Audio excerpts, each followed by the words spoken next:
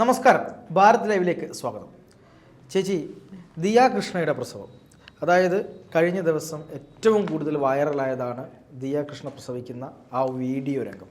അതായത് പ്രസവത്തിൻ്റെ വീഡിയോ ഇല്ലെങ്കിലും പ്രസവിക്കുന്ന സമയത്ത് എന്താണ് മാന്യമായ രീതിയിൽ കാണിക്കാവുന്ന രീതിയിലുള്ള ആ രംഗങ്ങളെല്ലാം അതിൻ്റെ ആ തീഷ്ണതയോടുകൂടി തന്നെ ജനങ്ങളിലേക്ക് എത്തിക്കാൻ അവർക്കായിട്ടുണ്ട്. അത് രണ്ട് തരത്തിലുണ്ട്. ഒന്ന്, ചില ആളുകളൊക്കെ പറയുന്നത് കേട്ടു, എന്തിനാണ് ഒരു പ്രമുഖ മാധ്യമ പ്രവർത്തകൻ്റെ പോസ്റ്റ് ഞാനിന്ന് കണ്ടത്, ഇക്കണക്കിന് പോവുകയാണെങ്കിൽ ഫസ്റ്റ് നൈറ്റും പിന്നെ വീഡിയോ എടുത്തിടുമോ എന്നൊക്കെ കണ്ടു. അത്തരക്കാരോട് ഒന്നും പറയാനില്ല. കാര്യം എന്താണെന്ന് വെച്ചാൽ, കാലങ്ങളായി ഞാൻ ആഗ്രഹിക്കുന്ന ഒരു കാര്യമാണ്, ഈ സ്ത്രീകൾ പ്രസവിക്കുന്നു, മാതൃത്വം എന്നൊക്കെ പറയുമ്പോൾ പല പുരുഷന്മാർക്കും അതിനെപ്പറ്റി അറിയില്ല. അവർക്ക് സകല നാഡീഞരമ്പുകളും ഒരു പക്ഷേ പൊട്ടിപ്പോകാവുന്ന തരത്തിലാണ് അതിൻ്റെ പെയിൻ അനുഭവിക്കുക. അങ്ങനെ അനുഭവിച്ച് വരുന്ന ആ ഒരു മാതൃത്വത്തിൻ്റെ ആ ഒരു അവസ്ഥ അവരറിയണം. പലപ്പോഴും ഒരാണായി ജനിച്ചതിൽ എനിക്ക് വലിയ ആശ്വാസമൊക്കെ തോന്നാറുണ്ട്. ഞാനാണെങ്കിൽ എന്ത് ചെയ്യുമെന്നായിരുന്നു എൻ്റെ ഒരവസ്ഥ. കൃത്യമായി ദിയ കൃഷ്ണയുടെ ഈ വീഡിയോ ചില സന്ദേശങ്ങൾ സമൂഹത്തിന് കൊടുക്കുന്നില്ലേ? എൻ്റെ ഒരു അഭിപ്രായത്തിൽ ഇത് ശരിക്കും ഒരു ചരിത്ര സംഭവം എന്ന് തന്നെ വിശേഷിപ്പിക്കേണ്ടതുണ്ട്. കാരണം ആ ഒരു കുടുംബത്തിൻ്റെ മുഴുവൻ സപ്പോർട്ട് അവിടെ ആ പെൺകുട്ടിക്ക് കിട്ടുന്നുണ്ട്. എങ്ങനെയാണ് ഒരു പെൺകുട്ടിയെ ഒരു നെക്സ്റ്റ് ജനറേഷന് ജന്മം നൽകുന്ന ആ ഒരു സമയത്ത് ട്രീറ്റ് ചെയ്യേണ്ടത് എങ്ങനെയാണ്, പുതിയൊരു ജീവൻ ഈ ഭൂമിയിലേക്ക് വരുമ്പോൾ അതിനെ എങ്ങനെയാണ് നമ്മൾ വരവേൽക്കേണ്ടത് എന്ന് ഒരു സന്ദേശമായി മാറേണ്ടതാണത്. പക്ഷേ ഈ നമ്മുടെ നാട്ടിലെ ആൾക്കാരെല്ലാം അല്പത്തരം വെച്ചാണ് ഇതിനെ കാണുന്നത് എന്നാണ് മനസ്സിലാക്കുന്നത്. നമുക്കറിയാം, നമ്മുടെ പല ആശുപത്രികളിലും സ്ത്രീകൾ അനുഭവിക്കുന്ന, ഇപ്പൊ പലരും ചോദിക്കുന്നുണ്ട്, എല്ലാവർക്കും പൈസ കൊടുത്ത് ഇതുപോലെ പ്രസവിക്കാൻ പറ്റുമോ എന്ന്. പൈസ കൊടുത്ത് പ്രസവിക്കണ്ട. പ്രസവിക്കുന്നതിന് ഈ ഒരു ആശ്വാസം, ഒരു സപ്പോർട്ട് അത് കൊടുക്കാൻ എല്ലാ കുടുംബത്തിലുള്ളവർക്കും കഴിയണം. ഈ കുട്ടികളെ വളർത്തുന്നത് ആരാണ്? യഥാർത്ഥത്തിൽ വീടുകളിൽ കുട്ടികളുടെ എല്ലാ കാര്യവും നോക്കുന്നത് ആരാ? അമ്മമാരാണ്. എന്തുകൊണ്ടാണെന്നറിയാമോ?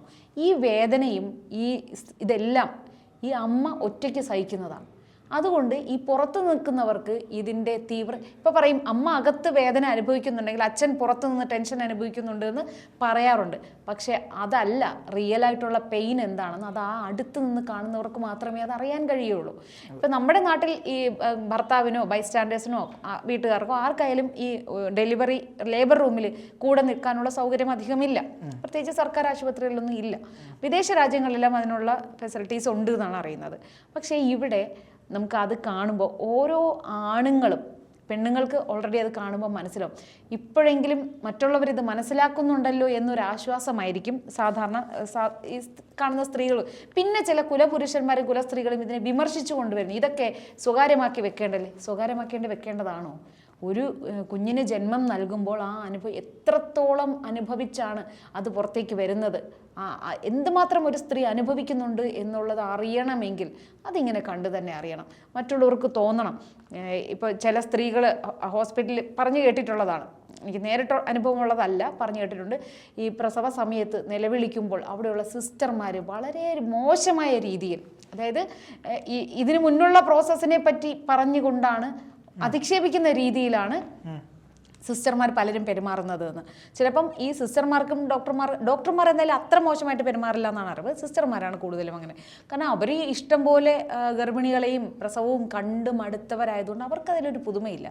പക്ഷേ ഒരു വീട്ടിലെ സംബന്ധിക്കുമ്പോൾ അവിടുത്തെ ആദ്യത്തെ കുഞ്ഞ് അല്ലെങ്കിൽ രണ്ടാമത്തെ കുഞ്ഞ്, ആ വീട്ടുകാർ കൊടുക്കേണ്ട ഒരു സപ്പോർട്ടുണ്ട് ഒരു സ്ത്രീക്ക്. ഇപ്പോൾ 9 മാസത്തോളം പറയുമല്ലോ, 9 മാസം ചുമന്ന് പ്രസവിച്ച കണക്ക് പറയുന്നു അമ്മമാരെന്ന് പറയുമല്ലോ. അത് കണക്കല്ല. അവർ ഈ 9 മാസം ഈ പ്രസവ വേദനയേക്കാൾ കടന്നു വരുന്ന ഒരു കാലഘട്ടമാണത്. ഈ സ്ഥിരമായി ഉള്ള ആ ഒരു റൊട്ടീനൊന്നും അവർക്ക് പലർക്കും അത് പാലിക്കും. ഇപ്പം ഇതിനിടയിൽ ചില വാർത്തകൾ വന്നിട്ടുണ്ടായിരുന്നു, കുട്ടികൾ പ്രസവിച്ച് ആരും അറിയാതെ പ്രസവിച്ച് കൊന്നുകളഞ്ഞ കേസുകളുണ്ട്. അത് ശരിക്കും സ്ത്രീകൾ തന്നെ പറയും, ഇത് എങ്ങനെ സാധിച്ചു എന്ന് നമുക്കറിയില്ല. കാരണം ഒരു ഗർഭാവസ്ഥ തുടങ്ങുന്ന സമയം മുതൽ നമുക്ക് സാധാരണ നോർമൽ ചുറ്റുപാടുകൾ പോലെ അല്ല. നമ്മുടെ മൂക്ക് സെൻസിറ്റീവാകും, പല ഗന്ധങ്ങൾ നമുക്ക് ഇഷ്ടപ്പെടാതും, കുറഞ്ഞപക്ഷം നമ്മുടെ ചില ആൾക്കാർക്ക് ഭർത്താവിൻ്റെ വിയർപ്പിൻ്റെ മണം പോലും ഇഷ്ടപ്പെടാതാവും. അപ്പം എനിക്കൊക്കെ ചോറ്, പരിപ്പ്, സാധാരണ നമ്മൾ കഴിച്ചുകൊണ്ടിരുന്ന ഒരു ഭക്ഷണത്തിൻ്റെ മണവും ഇഷ്ടപ്പെടില്ല. വളരെ കഷ്ടപ്പെട്ടിട്ടാണ്. അപ്പം നമുക്ക് ആഹാരം കഴിച്ചേ പറ്റൂ, കാരണം കുഞ്ഞിൻ്റെ അമ്മയുടെ ആരോഗ്യം ആവശ്യമാണ്. അപ്പം അതുകൊണ്ട് ഭക്ഷണം കഴിച്ചേ പറ്റൂ. എന്നാൽ ഈ മണം ഇഷ്ടപ്പെടാത്തത് കാരണം കഴിക്കാൻ പറ്റില്ല. ഇങ്ങനെ പല പ്രശ്നം, മോർണിംഗ് സിക്നസ് ഉണ്ടാവാറുണ്ട്. രാവിലെ പല്ല് തേക്കുമ്പോൾ മുതൽ വൊമിറ്റിംഗ് തുടങ്ങുന്നത്. ഞാനൊക്കെ ഡെലിവറിയുടെ അന്ന് രാവിലെ വരെ വൊമിറ്റ് ചെയ്തിട്ടാണ് പോകുന്നത്. അപ്പോൾ അങ്ങനെ ഈ 9 മാസം ഇത്രത്തോളം സ്ട്രഗിൾ ചെയ്താണ് സ്ത്രീകൾ ഈ ഒരു കുഞ്ഞിന് ജന്മം നൽകുന്നത്. അതിപ്പം നമ്മൾ പുറമേ നിന്ന് കാണുന്നത് കേട്ടിട്ടുണ്ട്, ഇതൊരു പുതുമ ഗർഭവും ചില വീട്ടുകാർ സ്ത്രീകളോട് പറയുന്നത് കേട്ടിട്ടുണ്ട്, ഒന്നും ഇഷ്ടപ്പെടുന്നില്ല. ഓരോരുത്തരുടെയും അവസ്ഥ ഓരോന്നാണ്. അപ്പം അതിന് ഇത് കണ്ടു പഠിക്കണം. ആ വീട്ടുകാർ കണ്ടിട്ട് പാർത്ഥന എങ്ങനെ തോന്നി? ആ ഒരു ഫോട്ടോ, കൃഷ്ണകുമാർ പങ്കുവെച്ച ഒരു ഫോട്ടോ ഉണ്ട്. ഇവരെല്ലാവരും നിരന്നു നിൽക്കുന്നു. ഈ അനുഭവിച്ച വേദനയെല്ലാം നേരെ പകുതിയായി മാറും ഈ ഇത്രയും ആൾക്കാർ സപ്പോർട്ട് ചെയ്യാനുള്ളത്. ഇപ്പം ഇവിടെ ആൾക്കാർ ആവശ്യപ്പെടുന്നത് എന്താണ്? ആരെയും കാണാതെ ഒരുപാട് ടെൻഷൻ എടുത്ത് ഇരുണ്ട മുറിക്കുള്ളിൽ ഇങ്ങനെ എന്താണ് വളരെയധികം വിഷമത്തോടെ ഒരു കുഞ്ഞിന് ജന്മം നൽകണം എന്നാണോ ഇവരെല്ലാം പറയുന്നത്? ആ ദിയയുടെ മുഖത്തുണ്ടായ ആ ഒരു, പിന്നെ പറയുന്നത് മേക്കപ്പ് ഇട്ട് പോയെന്ന്. മേക്കപ്പ് ഇട്ട് പോയതിന് ഇവർക്കെന്താണ്? അതായത് ഒരമ്മ പ്രസവിക്കുമ്പോൾ ഇങ്ങനെ ഒരു പണ്ടത്തെ സിനിമകളിലൊക്കെ കാണുന്ന പ്രസവം കഴിഞ്ഞിട്ട് നായികയെ കാണിക്കുമ്പോൾ അഴിഞ്ഞുലഞ്ഞ മുടി, വീർത്ത് കെട്ടിയ കണ്ണ്, ഇങ്ങനെ ഒരു കൂറ ലുക്ക്, അത് തന്നെ വേണമെന്നാണ് ഇവർ ഡിമാൻഡ് ചെയ്യുന്നത്. അല്ല, നമ്മുടെ ഒരു പൊതുബോധത്തിന്റെ പ്രശ്നം അത്. എപ്പോഴും നമ്മൾ എന്താണ് ഇല്ലായ്മകൾ കാണിക്കുക, അല്ലെങ്കിൽ കുറച്ചൊരു ഭംഗിയിൽ ഒരിക്കലും നമ്മൾ കാണരുത്. ഇന്ന സാഹചര്യത്തിൽ ഇങ്ങനെയേ നിൽക്കാവൂ എന്നൊരു കാലങ്ങളായിട്ടുള്ള ബോധമുണ്ട്. അതാണ് ഇവിടെ ഇവർ പറയാൻ നോക്കിയത്. അവരുടെ സ്വന്തം പൈസ കൊടുത്ത് വാങ്ങിയ മേക്കപ്പ് അവരിടുന്നു. അതുകൊണ്ട് എന്താ മേക്കപ്പ് പ്രസവത്തിന് തടസ്സമല്ലല്ലോ. പിന്നെ പാർത്ഥൻ പറഞ്ഞത്, മാധ്യമപ്രവർത്തകൻ പറഞ്ഞു, ഫസ്റ്റ് നൈറ്റും ഇതുപോലെ ഷൂട്ട് ചെയ്ത് കാണിക്കണോ എന്ന്. ശരിക്കും കാണിച്ചാൽ നന്നായിരിക്കും. എങ്ങനെയാണ് ഇപ്പോൾ ഫസ്റ്റ് നൈറ്റ് എന്ന് പറയുമ്പോൾ സ്വാഭാവികമായിട്ട് ഇപ്പോൾ ഡേറ്റിങ്ങും ലിവിങ് റിലേഷൻഷിപ്പൊക്കെ കഴിഞ്ഞിട്ട് കല്യാണത്തിലേക്ക് കിടക്കുന്നവർക്ക് അതിൻ്റെ ഒന്നും ബുദ്ധിമുട്ടുണ്ടാവില്ല. സ്വാഭാവികമായിട്ട് ഒരു കല്യാണം നടക്കുമ്പോൾ പെണ്ണ് കാണുന്നു, വീട്ടുകാർ ഇഷ്ടപ്പെടുന്നു, കല്യാണം കഴിപ്പിക്കുന്നു, കുറച്ച് സംസാരിച്ചുള്ള അടുപ്പം ഉണ്ടായിരിക്കും. ഫസ്റ്റ് നൈറ്റ് എന്ന് പറഞ്ഞ് പോകുമ്പോൾ അത്ര അടുപ്പമില്ലാത്തവർ ഒരു മുറിക്കുള്ളിൽ ആദ്യമായി താമസിക്കാൻ പോവുകയാണ്. അപ്പം അത് എങ്ങനെ ഓപ്പോസിറ്റ് ആളിനെ ഹാൻഡിൽ ചെയ്യണം എന്നുള്ളത് ഇപ്പോൾ ഒരു വീഡിയോയിലൂടെ പറഞ്ഞ് പഠിപ്പിച്ചാൽ എന്താണ് തെറ്റ്?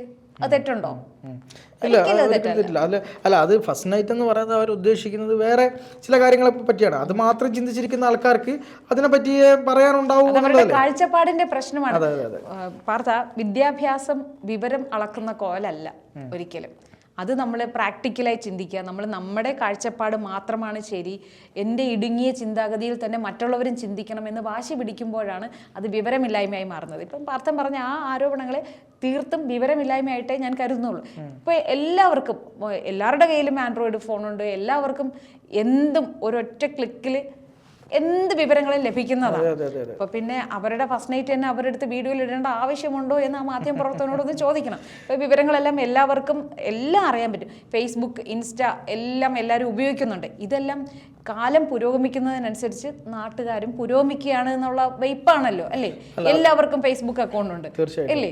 അപ്പോൾ അത് എങ്ങനെ ഉപയോഗിക്കുന്നു എന്നുള്ളതാണ് നമ്മൾ കണ്ടുപഠിക്കേണ്ടത്. ഈ കമന്റ് നമ്മൾ വെറുതെ ഇതിന്റെ കമന്റുകളിലൂടെ കണ്ണോടിച്ചാൽ നമുക്ക് മനസ്സിലാവും ഈ ആൾക്കാരെല്ലാം എത്ര ഇടുങ്ങിയ ചിന്താഗതിയോടാണ് ഇങ്ങനെയുള്ള പല വിഷയങ്ങളെ സമീപിക്കുന്നതെന്ന്.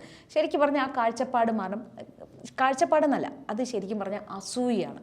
മറ്റൊരാൾക്ക് നല്ലത് വരുമ്പോൾ, അത് കുറച്ച് പേര് നല്ലത് എന്ന് പറയുമ്പോൾ അതിനെ നല്ലതല്ല എന്ന് പറയാൻ ഉള്ളിൽ നിന്ന് വരുന്ന ഒരു അസൂയാണ്. പാർത്ഥനൊന്ന് ആലോചിച്ച് നോക്കും.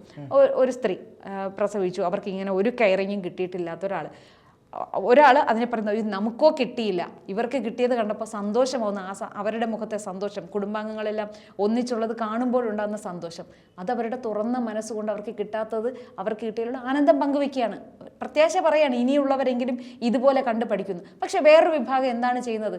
എനിക്ക് കിട്ടിയില്ല, അവളങ്ങനെ സുഖിച്ചിരിക്കേണ്ട, ഈ ഒരു ആറ്റിറ്റ്യൂഡ് അത് അസൂയയുടേതാണ് ഈ വരുന്ന നെഗറ്റീവ് കമൻറ്റുകളെല്ലാം എന്നാണ് എനിക്ക് തോന്നുന്നത്. അല്ല, ഇതിൽ കാര്യത്തിൽ എന്താ പറയുക, ഞാൻ പലപ്പോഴും ആഗ്രഹിക്കാറുണ്ട്. കാര്യം കേരളം എന്ന് പറയുന്നത് എന്താണ്, നമ്മൾ ആരോഗ്യ മേഖലയിലൊക്കെ ഏറെ പുരോഗമിച്ചു എന്നൊക്കെ പറയുമ്പോഴും നമ്പർ 1 എന്നൊക്കെ പറയുമ്പോഴും ഞാൻ പൊളിറ്റിക്സിലേക്ക് പോയിട്ട് പറയല്ല, പക്ഷേ ഈ പ്രസവിക്കുന്ന സമയത്ത് സർക്കാർ ആശുപത്രിയിൽ പോയിരിക്കുന്ന സ്ത്രീകളുടെ അവസ്ഥ വളരെ കഷ്ടമാണ്. കാര്യം അവരെ സംബന്ധിച്ചിടത്തോളം എന്താണ് ഈ പറയുന്ന ഒരു ലേബർ ICUവിൽ ഈ ഡോക്ടറുടെ അടുത്ത്, നേഴ്സുമാരുടെ അടുത്തൊക്കെ നിൽക്കുമ്പോൾ പലപ്പോഴും പല ഡോക്ടർമാരും നേഴ്സുമാരും ഒക്കെ ഈ വേദന കിട്ടിയിട്ട് ഈ എന്താണ് അവരിങ്ങനെ ഈ ഭയങ്കരമായിട്ട് നിലവിളിക്കുമല്ലോ. ആ നിലവിളി വരുന്ന സമയത്ത് തന്നെ അവരെ വല്ലാത്ത ഭാഷയിൽ അധിക്ഷേപിക്കുന്ന, പിന്നെ ചീത്ത പറയുന്ന, ഭയപ്പെടുത്തുന്ന ആളുകൾ ഒരുപാടുണ്ട്. അത് നമ്മുടെ സർക്കാർ ആശുപത്രികൾക്ക് മുമ്പേ ഉള്ളൊരു ചീത്തപ്പേരാണ്. നഴ്സുമാർ മാലാഖമാരാണ് എന്ന് നമ്മൾ ഒരു ഭാഗത്ത് പറയുമ്പോൾ തന്നെ ഇവരോടുള്ള ഏറ്റവും വലിയ വിയോജിപ്പാണ് ഇത്തരം സാഹചര്യങ്ങളിൽ അവർ പലപ്പോഴും കടിച്ചാൽ പൊട്ടാത്ത ഭാഷയിൽ ചീത്ത പറയുന്നു. ഈ മിക്കവാറും ഈ നിൽക്കുന്ന സ്ത്രീകളായിരിക്കും. അതുകൂടി ആലോചിക്കണം. ഇപ്പോഴും ഒരു കാരണവശാൽ ഒരിക്കൽ ഇവരും അമ്മയാവേണ്ടതാണ്, അല്ലെ അമ്മയായതായിരിക്കും. അവരാണ് മറ്റുള്ളവരെ എന്ത് ചെയ്യുന്നത്, ഈ ചീത്ത പറയുന്നത്. അപ്പം ഞാൻ ആലോചിക്കാറുണ്ട്, സ്വന്തം ഭർത്താവ് ഒരു സ്ഥലത്ത് കയറിയാൽ എന്താണ്, മീൻസ് ഒരു പ്രസവിക്കുന്നവരുടെ കൂടെ കയറിയാൽ എന്താണ് പ്രശ്നം?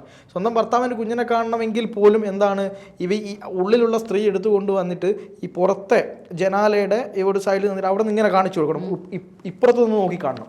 ഇതൊക്കെയാണ് നമ്മുടെ പുരോഗമന കേരളത്തിൽ ഇപ്പോഴും നടന്നുകൊണ്ടിരിക്കുന്നത്. അല്ല, പണ്ടൊരാൾ പറഞ്ഞിട്ടുണ്ട്, ഇങ്ങനെ ഭർത്താവിനെ ഒന്ന് കാണണമെന്ന് ഒരു ഗർഭിണി ഇങ്ങനെ സിസ്റ്ററിനോട് ആവശ്യപ്പെട്ടപ്പോൾ അവർ ഈ പാർത്തൻ പറഞ്ഞ പോലെ വളരെ മോശമായ രീതിയിലാണ്, അതായത് മോശം മനസ്സിലായി, ആ രീതിയിൽ തന്നെയാണ് അവരോട് പ്രതികരിക്കുന്നത്. ഭർത്താവിനെ കാണാൻ അല്ലെങ്കിൽ പ്രിയപ്പെട്ടവരെ, നമുക്ക് വേദന വരുമ്പോഴല്ലേ നമ്മൾ പ്രിയപ്പെട്ടവരെ കാണേണ്ടത്. അപ്പോൾ പിന്നെ വേറൊരു കാര്യം, ഈ ബന്ധുക്കൾ കൂടെ നിൽക്കുമ്പോൾ, പുരുഷന്മാരായിട്ടുള്ളവർ തന്നെ കൂടെ നിൽക്കും, അതല്ലെങ്കിൽ അച്ഛനാ കൂടെ നിൽക്കുന്നത്. അപ്പൊ ആ ഒരു കരുതൽ എന്ന് പറയുന്നത്, അച്ഛൻ അടുത്തുള്ള ഒരു അവർ അധികം സ്നേഹിക്കുന്ന അച്ഛൻ്റെ ആ സംരക്ഷണമുള്ള ഒരു പെൺകുട്ടിക്ക് അവരുടെ അച്ഛൻ അടുത്തുണ്ടെങ്കിൽ അവർ എന്തുമാത്രം സുരക്ഷിതത്വ ബോധമാണ് അവർക്കുണ്ടാകുന്നത്. അങ്ങനെ കോൺഫിഡൻ്റ് ആയ ഒരു അമ്മ ഒരു കുഞ്ഞിന് ജന്മം നൽകുമ്പോൾ ആ കുട്ടിക്കുണ്ടാകുന്ന ആ ഒരു മാനസിക ആരോഗ്യം തന്നെ എത്രത്തോളം ഉണ്ടാവുമെന്ന് അത് വലിയ കാര്യമല്ലേ. കാര്യം നമ്മൾക്ക് ഇപ്പം ഞാൻ ഒരു കാര്യം പറയാം, ഒരു പനി വന്നു, നമ്മൾക്കൊരു പനി വന്ന് നമ്മൾ വീക്കായി. എന്നെയൊക്കെ സംബന്ധിച്ചത് എനിക്കൊരു പനി വന്ന് വീക്കായി എനിക്ക് എൻ്റെ അമ്മയെ കാണാൻ തോന്നുന്ന ആളാണ്. എനിക്ക് അമ്മയെ കണ്ടാലേ ഒരു ഇതുള്ളൂ, അത് ആ ഒരു ആശ്വാസം കിട്ടത്തുള്ളൂ. അതുപോലെ തന്നെ നമ്മൾക്ക് ഏറ്റവും പ്രിയപ്പെട്ട ആളുകളെ നമ്മൾ ആ സമയത്ത് കാണുമ്പോൾ നമുക്കുണ്ടാകുന്ന ഒരു സുരക്ഷിതത്വം, അല്ലെങ്കിൽ നമുക്കൊരു സമാധാനം ചില്ലറയല്ല. അവിടെ ആരെയൊക്കെയാണ് കാണുന്നത്? അമ്മയെ കാണുന്നു, അച്ഛനെ കാണുന്നു, സഹോദരിമാരെ കാണുന്നു, സ്വന്തം ഭർത്താവ് അടുത്ത് നിൽക്കുന്നു, നഴ്സുമാർക്ക് വളരെ നന്നായിട്ട് പെരുമാറുന്നു. അപ്പോൾ ചോദിക്കും, ഈ സ്വകാര്യ ആശുപത്രിയിൽ എല്ലാവർക്കും പ്രസവിക്കാൻ കഴിയുമോ എന്നൊക്കെ ചോദിക്കും. അവിടെയാണ് നമ്മുടെ സർക്കാർ വീണ്ടും ചില പുനർവിചിന്തനങ്ങളൊക്കെ നടത്തേണ്ടത്. നിങ്ങളിങ്ങനെ പുരോഗമനം അല്ലെങ്കിൽ നമ്പർ 1 എന്നൊക്കെ പറയുമ്പോഴും ഇത്തരം കാര്യങ്ങളിൽ കുറച്ചുകൂടെ ശ്രദ്ധ കൊടുക്കാൻ വേണ്ടി നമ്മുടെ സർക്കാരൊക്കെ തയ്യാറായി. നടക്കാത്ത കാര്യമൊന്നുമല്ല, വലിയ കെട്ടിടങ്ങളും വലിയ കാര്യങ്ങളൊക്കെ ഉണ്ട് ഇവിടെ. അപ്പോൾ അതുകൊണ്ട് നടക്കാത്ത പ്രശ്നമൊന്നും സർക്കാർ വിചാരിച്ചാൽ ഇല്ല എന്നാണ് ഞാൻ മനസ്സിലാക്കുന്നത്. കുറച്ചും കൂടി ഈ കാര്യത്തിൽ വിപ്ലവകരമായ തീരുമാനങ്ങൾ എടുക്കുന്ന സർക്കാരാണല്ലോ. അപ്പം വിപ്ലവകരമായ മാറ്റങ്ങൾ കൊണ്ടുവരാനും നമ്മുടെ ഗവൺമെന്റ് കുറേ പുരുഷന്മാർ ഈ വീഡിയോ അയ്യോ എനിക്ക് കാണണ്ടേ എന്ന് പറഞ്ഞ ആ വീഡിയോ ലിങ്ക് ഓപ്പൺ ചെയ്യുന്നില്ല. എൻ്റെ ചില സുഹൃത്തുക്കൾ തന്നെ ഈ അയ്യോ അത് കാണണ്ട എന്ന് വെച്ചാൽ ആ വേദന അവർക്ക് കണ്ട് സഹിക്കാൻ പറ്റുന്നില്ല. ശരിക്കും അങ്ങനെ അല്ല ചെയ്യേണ്ടത്. അത് കാണണം, അവർ കണ്ടിട്ട് അവർ മനസ്സിലാക്കണം. അവരുടെ വീട്ടിലെ സ്ത്രീകൾ, അത് അമ്മയോ സഹോദരിയോ ഭാര്യയോ ആയിക്കോട്ടെ, എല്ലാ സ്ത്രീകളും ഇതേ വേദനയിലൂടെ കടന്നു പോയാണ് ഒരു കുഞ്ഞിന് ജന്മം നൽകിയിട്ടുള്ളത് എന്ന ഒരു തിരിച്ചറിവ് ഓരോ പുരുഷനും ഉണ്ടാവേണ്ടതല്ലേ യഥാർത്ഥത്തിൽ. തീർച്ചയായിട്ടും ശരീരത്തിലെ മുഴുവൻ അസ്ഥികളും ഒടിഞ്ഞു നുറുങ്ങുന്ന പെയിനാണ് ആ സമയത്ത് എന്നാണ് പറയുന്നത്. ആ പെയിൻ സഹിച്ചിട്ട് നമ്മുടെ അത്രയും പെയിൻ സഹിക്കുമ്പോൾ നമുക്ക് എന്താ സംഭവിക്കുകയെന്ന് അറിയോ? ആ ശരീരത്തിലെ എല്ലാ അസ്ഥികളും ഒടിഞ്ഞു നുറുങ്ങുന്ന ഒരു അവസ്ഥ നമുക്ക് വന്നാൽ നമ്മുടെ ബ്രെയിനിലെ ഞരമ്പ് പൊട്ടിപ്പോകും, ഒരു സാധാരണ മനുഷ്യന്. പക്ഷെ അത്രയും പെയിൻ അതേ ഡെൻസിറ്റിയിൽ അനുഭവിച്ചിട്ട് പോലും സ്ത്രീക്ക് അതിനെയൊക്കെ ഓവർകം ചെയ്തിട്ടാണ് ആ കുഞ്ഞിന് ജന്മം നൽകിയിട്ടാണ് മുന്നോട്ട് വരുന്നത്. അത് വലിയ പ്രകൃതി കൊടുത്തൊരു അനുഗ്രഹമാണ്. പക്ഷെ അതിനേക്കാൾ ഉപരിയായിട്ട് അവരുടെ നിശ്ചയദാർഢ്യമാണ്, എൻ്റെ കുഞ്ഞ് എന്നുള്ളൊരു നിശ്ചയദാർഢ്യമാണ്. അപ്പോൾ അതിനെ നമ്മൾ ബഹുമാനിക്കണം. എന്നിട്ടാണ് ആ സ്ത്രീകളോടാണ് നമ്മൾ പലപ്പോഴും ആണുങ്ങൾ പുരുഷന്മാർ ഹുങ്ക് കാണിക്കാൻ. പൊതുവെ പെൺകുട്ടികളാണ് ഇഞ്ചക്ഷൻ എടുക്കുന്നതിനും വേദനകളെ ഭയക്കുന്നത് പൊതുവിൽ പെൺകുട്ടികളാണ്. ആണുങ്ങളും ഞങ്ങൾ മസിൽ ഉള്ള ആൾക്കാരാണ്, ഞങ്ങൾക്കെല്ലാം നേരിടാൻ കുഴപ്പമില്ല. പക്ഷെ ഈ വേദന എനിക്ക് ഇഞ്ചക്ഷൻ എടുക്കാൻ ഞാൻ ആ സമയത്ത് ഞാൻ ഇഞ്ചക്ഷൻ എടുക്കുന്നത് എനിക്ക് അറിയുന്ന ആളായിരുന്നു. പക്ഷേ ആ ഒരു സ്ത്രീയാണ് പോയി പ്രസവിച്ചിട്ട് ഇത്ര കൂളായിട്ട് പലരും പറഞ്ഞു കേട്ടിട്ടുണ്ട് ഈ പ്രസവ വേദന എന്ന് പറഞ്ഞാൽ നമ്മൾ മറന്നു പോകുമെന്ന്. പിന്നെ വേറൊരു മുൻപൊരിക്കൽ അങ്ങനെ മറന്നു പോകുമോ? ഞാൻ അനുഭവിക്കാത്ത ആളാണ്, എനിക്ക് അനുഭവിക്കാൻ പറ്റില്ല. പക്ഷെ അങ്ങനെ മറന്നു പോകുമോ? ചേച്ചി പ്രസവിച്ച സ്ത്രീകളെല്ലാം പറയുന്നത് പ്രസവ വേദന മറന്നു പോകുന്നതാണ്. എനിക്ക് സിസേറിയൻ ആയിരുന്നു. എന്നാലും അത് വേറൊരു വേദനയാണ്. ആ വേദന നന്നായിട്ട് ഓർമ്മയുണ്ട്. സിസേറിയന്റെ വേദന ഓർമ്മ, അതൊരു സർജറി ആയതുകൊണ്ട് തന്നെ ആ വേദന എനിക്ക് നല്ല ഓർമ്മയുണ്ട്. പക്ഷേ പ്രസവിച്ച സ്ത്രീകൾ എല്ലാവരും പറയുന്നത് പ്രസവ വേദന അത് കഴിയുമ്പോൾ മറന്നു, കുഞ്ഞിന്റെ മുഖം കാണുമ്പോഴേക്കും ആ വേദനയെല്ലാം മറന്നു പോകുമെന്ന് പറയാറുണ്ട്. പിന്നെ പറയും പക്ഷെ അത് ദിയയുടെ മുഖത്ത് ഞാനത് ശ്രദ്ധിച്ചു. കാര്യം കുഞ്ഞിനെ എടുത്തിട്ട് അവരുടെ മുഖത്തേക്ക് കൊടുക്കും, അതുവരെ ദിബിയും ഭയങ്കരമായി കരഞ്ഞുകൊണ്ടിരുന്ന ദിയയുടെ കണ്ണൊക്കെ വരുന്നത് ഒരു ഭയങ്കര സന്തോഷത്തിൻ്റെ ഒരു നിമിഷം ഉണ്ടായിരുന്നു അവിടെ സത്യത്തിൽ. പക്ഷെ ഇത് കൃഷ്ണകുമാറും കുടുംബവും കാണിച്ച മാതൃക വലിയ മാതൃകയാണ്. ഇതിൽ ഈ ആശുപത്രിയിൽ എല്ലാവർക്കും പോയി നിൽക്കുന്നതിനേക്കാളൊക്കെ അപ്പുറത്തേക്ക് ഒരു കുടുംബം ഒരു പെൺകുട്ടിക്ക് കൊടുക്കേണ്ട കരുതലും സുരക്ഷിതത്വവും അവരോടുള്ള പെരുമാറ്റവും ഒക്കെ കാണിച്ചു കൊടുക്കുന്നതാണ് ഇത് എന്ന് പറയാതിരിക്കാൻ കഴിയും. കഴിയില്ല. ഇനിയെങ്കിലും നമ്മുടെ ആളുകളൊക്കെ ഒന്ന് നന്നാവട്ടെ എന്നാണ്. ഇപ്പൊ ഇത്രയും ഈ കുടുംബത്തിലെ ഇത്രയും ആൾക്കാരെ കയറ്റിയില്ലെങ്കിലും ഭർത്താവിനെയോ അമ്മയോ അച്ഛനെയോ അങ്ങനെയാണെന്ന് വെച്ചാൽ വളരെ വേണ്ടപ്പെട്ട 2-3 പേരെ, അത് ഇപ്പോൾ നമ്മൾ അത്രയും ഹൈജീനിക് ആയിരിക്കണം ഹോസ്പിറ്റലിൽ, ഇൻഫെക്ഷൻ സാധ്യതകൾ. അപ്പൊ അതെല്ലാം മുൻനിർത്തിക്കൊണ്ട് തന്നെ അങ്ങനെ നിൽക്കാനുള്ള ഒരു സാഹചര്യം ഒരുക്കി കൊടുക്കുക എന്ന് പറയുന്നത് വളരെ അനുയോജ്യമായിരിക്കും എന്നാണ്. തീർച്ചയായിട്ടും.